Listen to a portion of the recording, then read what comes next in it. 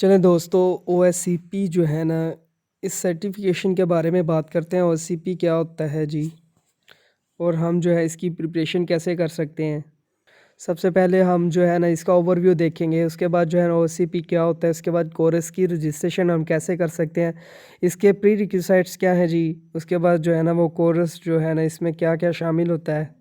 इसके बाद जो है ना लैब इन्वायरमेंट की बात करेंगे। इसके बाद जो है एग्ज़ाम प्रिपरेशन इसकी कैसे की जाती है, उसके बाद एग्ज़ाम कैसे होता है, टिप्स एंड ट्रिक्स कुछ जो है ना ओएससीपी एग्ज़ाम के बारे में। उसके बाद जो है ना वो ओएससीपी जो है एग्ज़ाम जो है ना सर्टिफिकेशन दे दी जाती है। कुछ वेबसाइट्स जो रिकमेंडेड हैं या रेफरेंस, उसके बाद क्वेश्चन आंसर। ठीक है जी। ओएससीपी जो है ऑफेंसिव सिक्योरिटी की सर्टिफिकेशन है। ऑफेंसिव सिक्योरिटी के पास काफ़ी जो है ना वो काली लिनक्स है, बैक ट्रैक है, मेटास्प्लॉइट है, एक्सप्लॉइट डेटाबेसिंग है, गूगल हैकिंग डेटाबेसेस, ये सब के जो है ना प्रैक्टिकल किए जाते हैं जी। ऑफेंसिव सिक्योरिटी के बारे में जो है ना सारी की सारी इंफॉर्मेशन जो है ना ओएससीपी में मौजूद है जी। ओएससीपी जो है ऑफेंसिव सिक्योरिटी वालों की जो है ना वो सर्टिफिकेशन है। इसका मतलब है जी ऑफेंसिव सिक्योरिटी सर्टिफाइड प्रोफेशनल। ये जो है मोस्ट टेक्निकल जो है ना ये ट्रेनिंग है और मोस्ट चैलेंजिंग है। इसमें जो है 100% जो है ना प्रैक्टिकल एग्ज़ाम होता है और 24 आवर सर्टिफिकेशन एग्ज़ाम होता है। 20 आवर्स के बाद जो है ना हमें रिपोर्ट करनी होती है कि हमने क्या किया इस जो है ना सर्टिफिकेशन में। ठीक है, और वो जो है हमें जो है सर्टिफिकेशन प्रोवाइड कर देते हैं। इसके बाद बात करते हैं कोर्स रजिस्ट्रेशन की।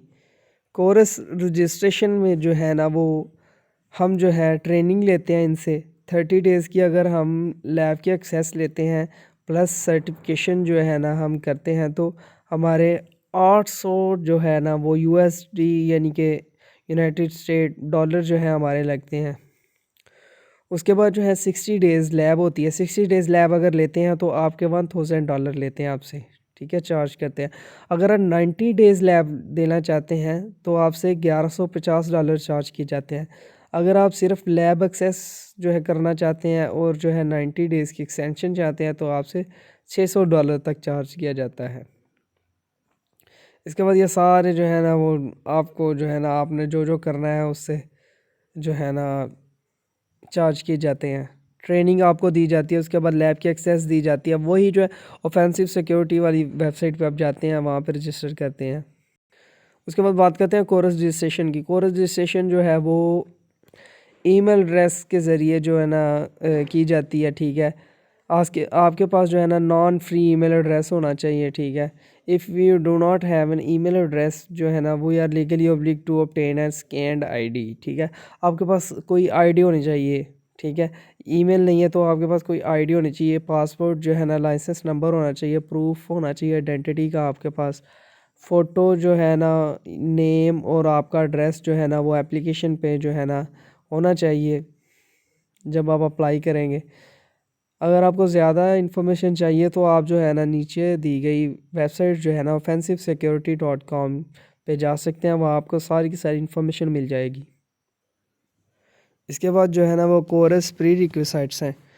इसमें जो है ना वो आपको काली लिनक्स के बारे में जो है ना पता होना चाहिए। ठीक है, सर्टेन नॉलेज होनी चाहिए आपको। ठीक है, उसके बाद टीसीपी आईपी के बारे में पता होना चाहिए, नेटवर्किंग के बारे में आपको पता होना चाहिए, आपको लिनक्स की जो है ना वो नॉलेज होनी चाहिए अच्छी तरह से।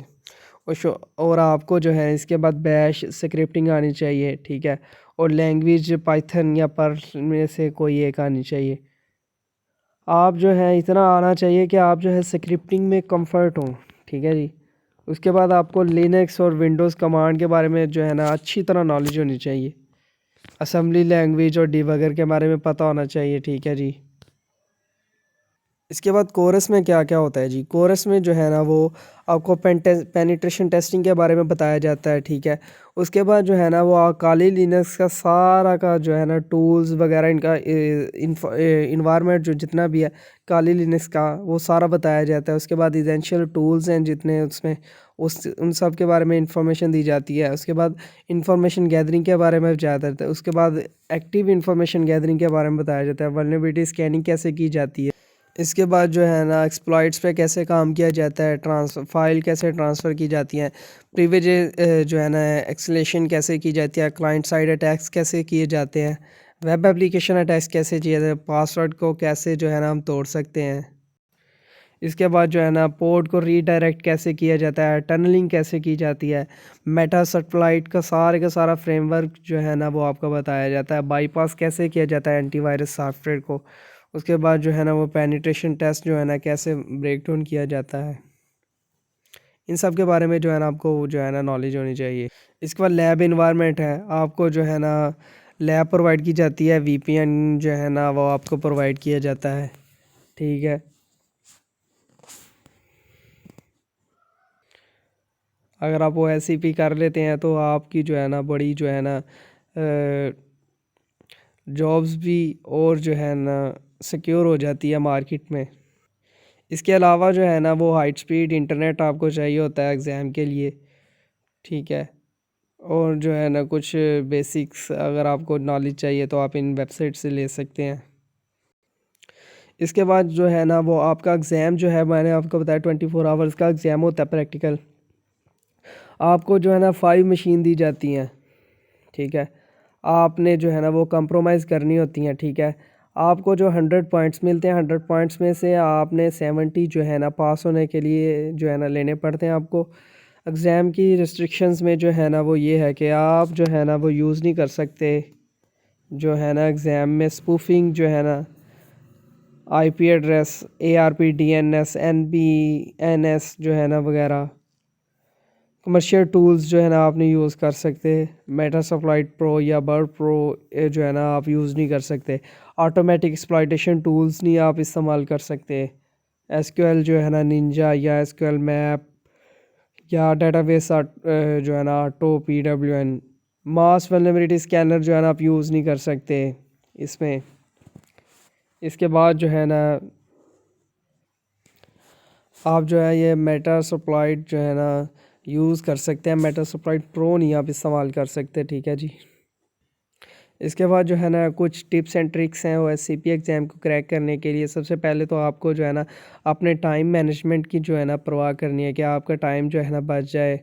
आपने जो है ना रैबिट होल्स नहीं करने। ठीक है, रैबिट होल्स से जो है ना बचना है। ठीक है, उसके बाद जो है ना वो ये काफ़ी लेंथी एग्ज़ाम होता है। ठीक है जी, आपने अपने टाइम को मैनेज करके चलना है। ठीक है, उसके बाद आपने जो है ना ज़्यादा लंबा काम नहीं करना। ठीक है, आपने जो है ना प्रॉपर स्लीप भी लेनी है। ठीक है, ठीक है, ड्यूरिंग एग्ज़ाम। उसके बाद जो है ना आपने ब्रेक भी लेनी है। ठीक है, उसके बाद जो है ना 15 to 30 मिनट्स पहले जो है ना आपने चेक कर लेना है आपका जो है ना वो वीपीएन सही चल रहा है, आपका कनेक्शन ठीक है जो है। ठीक है, उसके बाद जो है ना वो आपने जो है ना बड़े ही अच्छे तरीके से पुरस्कून होके जो है ना अपना एग्ज़ाम देना है। इसके बाद अगर आपका कोई क्वेश्चन है इस चीज़ के बारे में तो आप पूछ सकते हैं नीचे कमेंट बॉक्स में। ठीक है जी, थैंक यू।